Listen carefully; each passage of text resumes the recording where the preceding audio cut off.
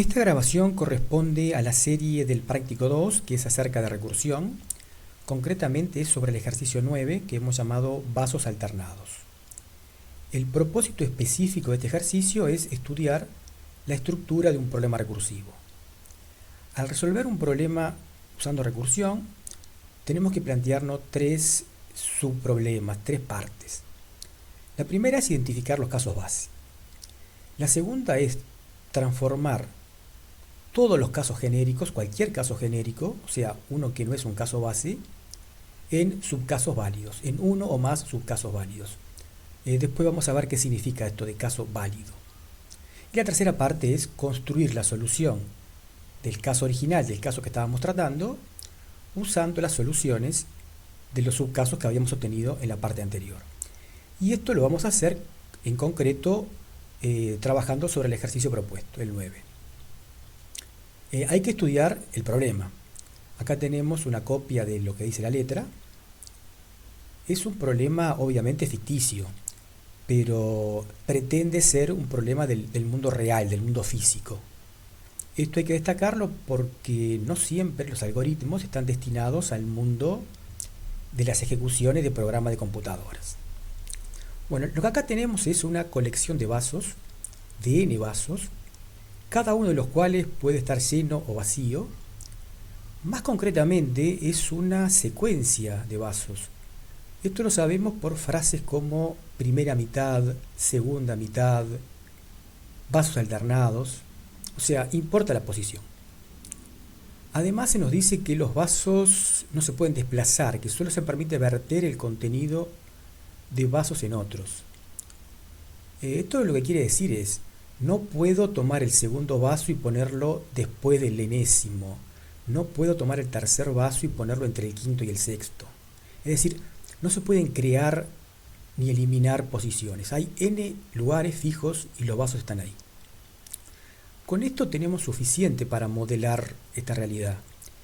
Que los vasos estén llenos o vacíos, que puedan tener solo dos valores, nos hace pensar en booleanos. Las n posiciones fijas nos hace pensar en un arreglo. Y esto, si miramos, corresponde con la cabecera, con la firma que nos dieron en la letra. Ahora bien, cualquier secuencia es válida, cualquier secuencia puede ser un caso al que se le aplica el problema. No, se nos dice además que n tiene que ser par. Y que n que sea par lo representamos acá con esta afirmación. N es 2n. ¿Qué más se nos dice? La primera mitad están llenos. Vamos a representar la secuencia con la B, y la T viene a ser true, vaso lleno, y la F, false, vaso vacío.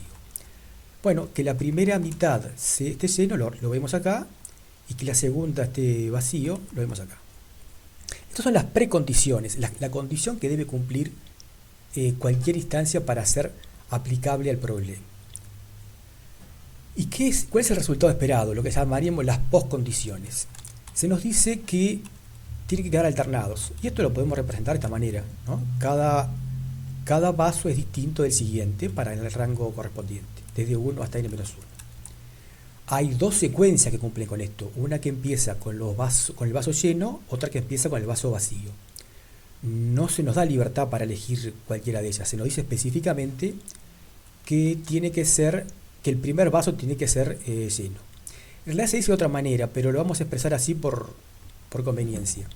O sea, es lo mismo, ¿no?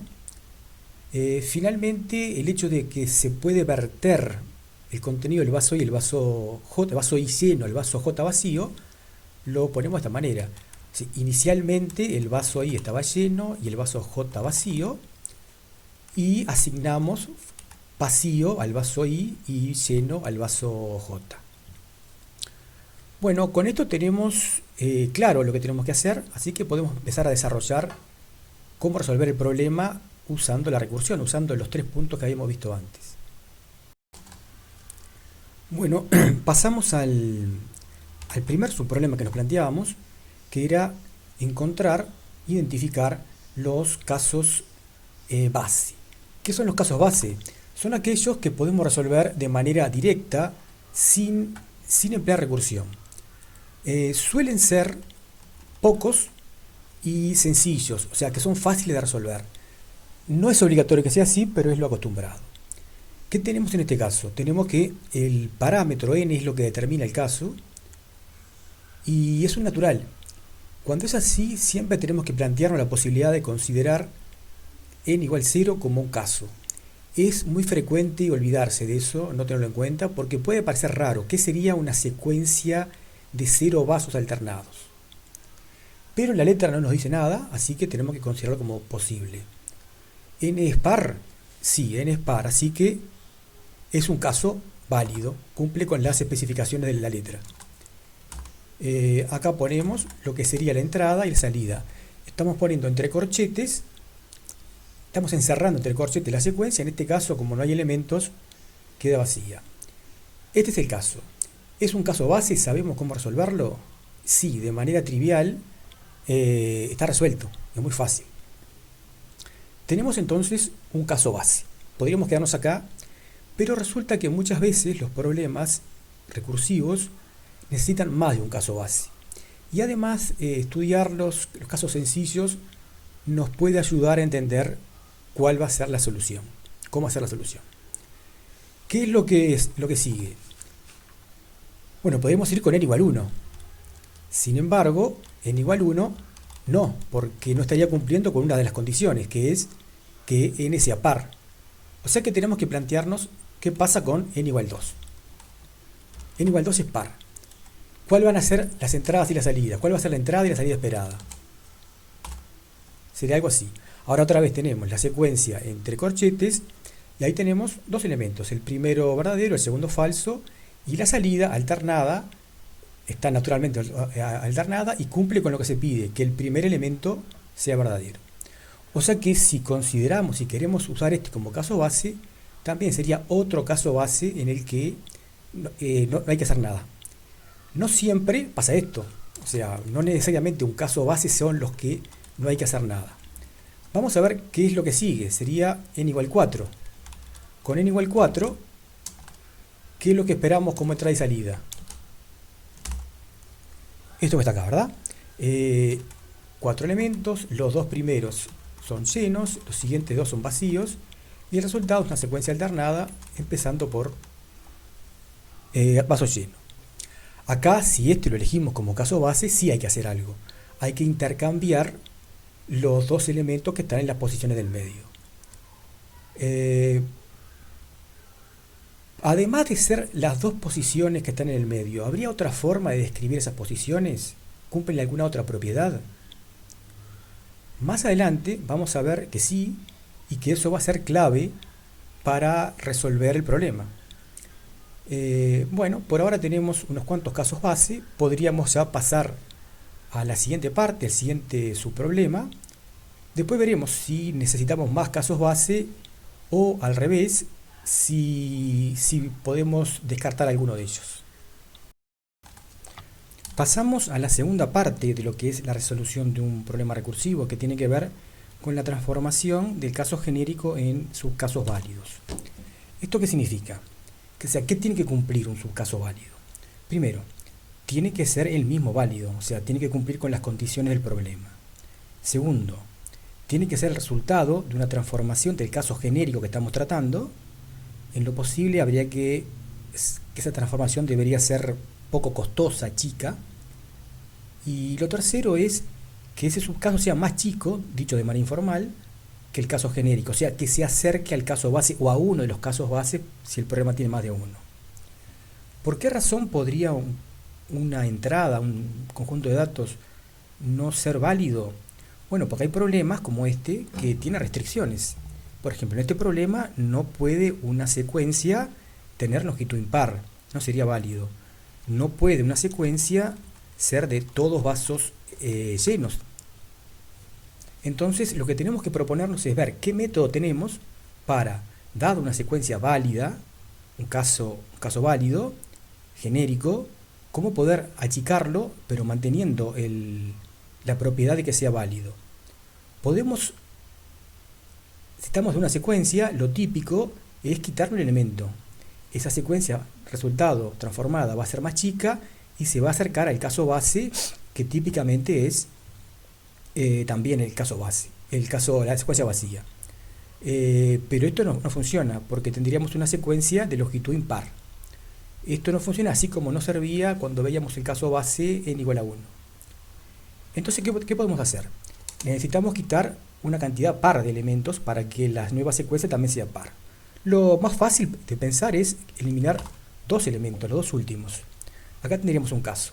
Una entrada genérica, vemos que son 8 elementos, los 4 primeros corresponden a vasos llenos, y eliminamos los dos. Estamos poniendo entre paréntesis curvo lo que quedaría para trabajar. Esa secuencia tiene longitud par, son 6, pero no cumple la segunda restricción. La primera mitad llena. Hay más de la primera mitad, hay 4 elementos, hay 4 vasos llenos y 2 vacíos. Entonces vemos que esto no funciona. O sea, estamos viendo que no cualquier transformación trivial, no cualquier transformación que achique una entrada nos lleva a ayudar a resolver el problema recursivo. ¿Qué podemos plantearnos? ¿Habrá solución para esto? Si la hay, tenemos que quitar una cantidad par de elementos y tenemos que asegurarnos además de que la cantidad que quitemos de vasos vacíos es igual a la de vasos llenos. En este sentido podemos, si todavía no lo hicimos, intentar hacer el ejercicio 2, el de palíndrome, y ver el video también, porque tiene una estructura muy parecida a este. Convendría hacer una pausa y tratar de resolver. Lo que podemos hacer es remover el primero y el último elemento. Tendríamos algo así. Otra vez, entre los paréntesis curvos tenemos la secuencia con la que vamos a tratar. Tiene 6 elementos, la primera mitad lleno y la segunda mitad vacío. O sea que cumple con el requerimiento anterior. Sin embargo, no cumple con lo que nos habíamos propuesto inicialmente, que eran tratar con secuencias que empezaban en 1. Entonces lo que podemos hacer es generalizar este problema y plantearnos resolver el problema para cualquier segmento. Simplemente vamos a tener que ver qué condiciones tiene que cumplir ahora. Vamos a generalizar. Vamos a ver cómo se modifica las precondiciones que teníamos antes. El segmento vamos a suponer que va desde una posición inf, empieza en la posición inf y termina en la posición sub. Esto tiene que cumplir que estén en el rango adecuado. O sea, entre 1 y n. ¿Cuál es el equivalente a que el n fuera par? Que el segmento, la cantidad de elementos entre inf y sub sea par. O sea, que sub más 1 menos inf sea par. Bueno, ¿dónde están los elementos que tienen que estar llenos? Entre inf y inf más m menos 1. ¿Dónde tienen que estar vacíos? Entre inf más m y sub. Esto es lo que tiene que cumplir el segmento con el que vamos a tratar. ¿Cuál es el resultado? Que los vasos estén alternados. Esto es igual, simplemente que tenemos que cambiar cuáles son los límites, que son desde inf hasta sub. Y lo otro que nos piden, lo que nosotros tenemos que hacer es que el primer elemento de ese segmento, que es el que está en inf, sea el que queda lleno. Bueno, de esta manera podemos resolver el problema original simplemente poniendo como parámetros 1, que estaba implícito en la llamada original, y n. Notemos que en este caso podemos pasar de cualquier problema genérico a un caso base. ¿Por qué? Porque en cada paso, en cada transformación, el segmento se achica en dos elementos. Y ese segmento a su vez se va a poder achicar en 2 más. O sea que vamos a poder construir una cadena de casos que nos lleven desde cualquier caso genérico hasta un caso base. Podemos ver como consecuencia que el único caso base que necesitamos es el de segmentos de longitud 0, porque los segmentos de longitud 2, la transformación nos va a llevar naturalmente a un segmento de longitud 0. Entonces, aparentemente habríamos resuelto el problema, el subproblema de, dado un caso genérico cualquiera, obtener un subcaso válido que se transforme de manera sencilla y que nos acerque al caso base. estamos en condiciones de pasar a ver si esto sirve con la tercera parte del problema. Entonces pasamos a la tercera parte, que es asumiendo que tenemos la solución, que tenemos una transformación que nos lleva de un caso hacia un subcaso y vamos a construir la solución. Lo que vamos a hacer es asumir que se pueden resolver los subcasos, o sea, que se puede obtener la solución de ese subcaso al que llamamos subsolución. Esto es lo que más cuesta entender o confiar en la recursión. ¿Cómo es que puedo estar seguro de que puedo resolver el subcaso? Bueno, antes habíamos visto que podemos hacer una cadena usando esa transformación desde cualquier caso genérico hacia un caso base. Y el caso base sabemos resolverlo. Si nosotros ahora en esta tercera parte logramos construir una solución a partir de la subsolución, recorriendo esa cadena en sentido inverso, podríamos tener la solución. Puede ser que cueste, pero hay que tratar de hacer una analogía con la que es la inducción matemática. En el ejercicio 1 intentamos hacer eso, tratamos de ver cómo un problema recursivo se demuestra con una inducción y esa inducción es muy parecida a lo que hace la recursión. Vamos a verlo en concreto en este problema. En la parte anterior habíamos encontrado una transformación que nos llevaba de caso genérico a un subcaso válido y de ahí podemos llegar hasta casos base. Podemos, con la subsolución, encontrar la solución. Vamos a plantearnos cuál es la entrada, cuál es el subcaso que obtenemos de esa entrada, cuál sería la subsolución y vamos a compararlo con la salida esperada. Esto nos va a hacer ver que tal vez, y en este caso va a ocurrir, que no nos sirve lo que hemos hecho. Vamos a verlo acá. Tenemos la misma entrada que antes y el mismo subcaso que va desde la posición 2 hasta la posición n-1. Aquí asumimos resuelta la subsolución. Veamos que entre la posición 2 y n-1 hay una secuencia alternada que empieza con vaso lleno. Y acá al final tenemos la salida, que es la secuencia alternada completa. Pero lo que vemos aquí es que desde la posición 2 hasta la n-1, en la subsolución está lo opuesto de lo que queremos. Exactamente lo opuesto. Para transformar la subsolución, para construir la salida final a partir de la subsolución, tendríamos que hacer 3 cambios. El 2 con el 3, el 4 con el 5, el 6 con el 7. O sea, todo el trabajo que hayamos hecho para construir la subsolución y además todavía estos 3 cambios. Cuando es fácil ver que el problema inicial se resuelve con 2 cambios. Por ejemplo, cambiar lo del 2 con el 5 y lo del 4 con el 7. O sea, de 2 cambios, que es lo que requería el problema, acá tendríamos no sé cuántos hasta para encontrar la subsolución y otros 3 más. O sea que esto no nos sirve. O sea, no es verdad entonces que podamos construir la solución usando las subsoluciones. Por tanto, todo el esquema de la recursión cae. Entonces lo que nos tenemos que preguntar es, ¿será posible resolver esto? O sea, no va a ser posible con esa transformación.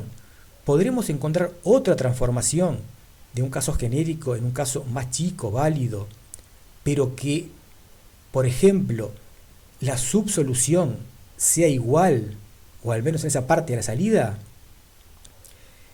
Veamos cuál fue el problema que tuvimos acá. El problema que tuvimos acá fue que como el subcaso empezaba en la posición 2, dejó en las posiciones pares los vasos llenos y en las posiciones impares los vasos vacíos, que es lo opuesto a lo que queremos. Entonces, podemos preguntarnos si tiene solución. ¿Qué pasa si removemos 2 elementos de cada extremo? O sea, estaremos eliminando 4 elementos. El tamaño par de la secuencia se transforma en un tamaño par. Como estamos removiendo la misma cantidad de cada extremo, se va a seguir cumpliendo que la primera mitad de lo que quede es lleno y la segunda vacía. O sea, tendríamos algo así. Otra vez acá tenemos el subcaso entre paréntesis curvos, el que sería el subcaso. Aquí la solución, secuencia alternada. Ahora entonces vamos a ver que esa solución aquí es igual al resultado final buscado. Lo único que tenemos que hacer ahora es hacer un cambio, el segundo por el penúltimo. Y con eso, de la subsolución, un solo cambio tendríamos la solución. Fíjense que es el segundo y el penúltimo. Algo similar habíamos visto antes cuando teníamos algo de tamaño 4 y nos preguntábamos, el cambio es entre los dos del medio. ¿Cumple alguna otra propiedad esas dos posiciones? Bueno, en ese caso tan chico, además de ser los dos del medio, eran también el segundo y el penúltimo. Entonces, cambiar el segundo y el penúltimo es la clave que resuelve el problema. ¿Qué tendríamos que hacer entonces? Nosotros teníamos, no le habíamos puesto nombre, vamos a poner nombre ahora, vaso segmento, no le voy a poner los tipos a los parámetros. Vaso segmento sería el nuevo programa, la nueva función, el algoritmo que generaliza. Vamos a suponer que B es el arreglo, inf y sub son los límites. ¿Cómo resolvemos esto? Lo voy a escribir de manera informal. El caso base todavía no sabemos cuál es, pero el caso genérico sí lo sabemos. En el caso genérico, lo que hacemos es llamar a vaso segmento achicando en 2 los límites, y una vez que tenemos el resultado, ¿qué hacemos? Intercambiamos la posición inf más 1, o sea, con la sub menos 1. O sea, nos aseguramos que B en inf, que la segunda posición del segmento quede en false y la penúltima quede en true. Eso es esencialmente lo que hace el programa. Lo que nos falta es determinar qué pasa con los casos base. ¿Cuáles son? Sabemos que para un caso genérico, en la transformación, el tamaño pasa a ser 4 elementos menos. O sea que la longitud del segmento tiene que ser por lo menos 4. Esta es la longitud del segmento.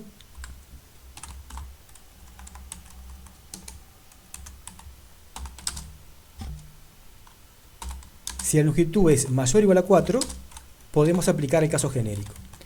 ¿Cuáles serían los casos base?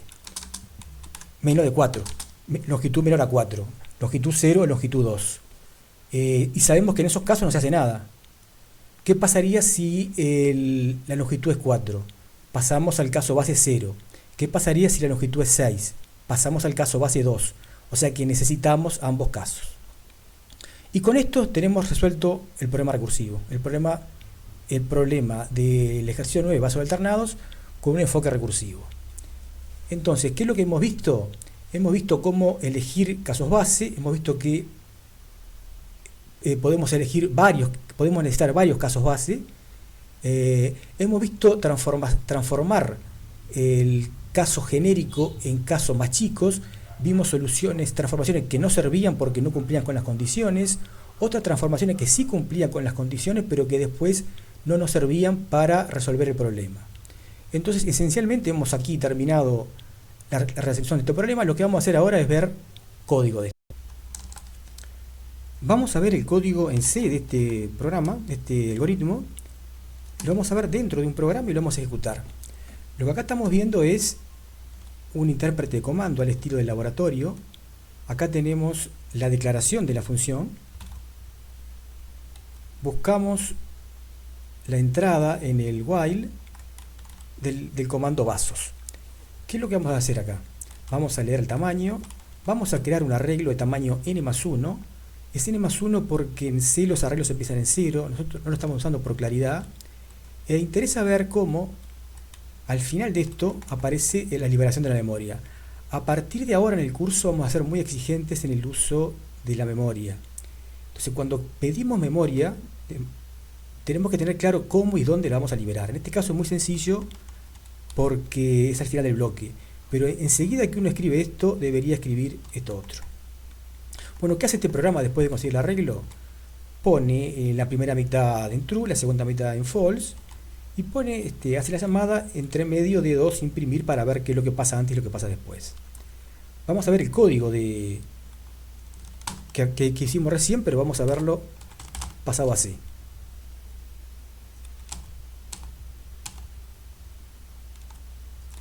Acá tenemos, como habíamos dicho, llamamos a la función auxiliar pasándole 1 y n como parámetros, el 1 estaba implícito, y acá tenemos esencialmente el código que habíamos agregado, que habíamos dicho. Estoy agregando algunos asserts acá, primero que compruebe que el tamaño del segmento es par. Acá este otro código, nos aseguramos que no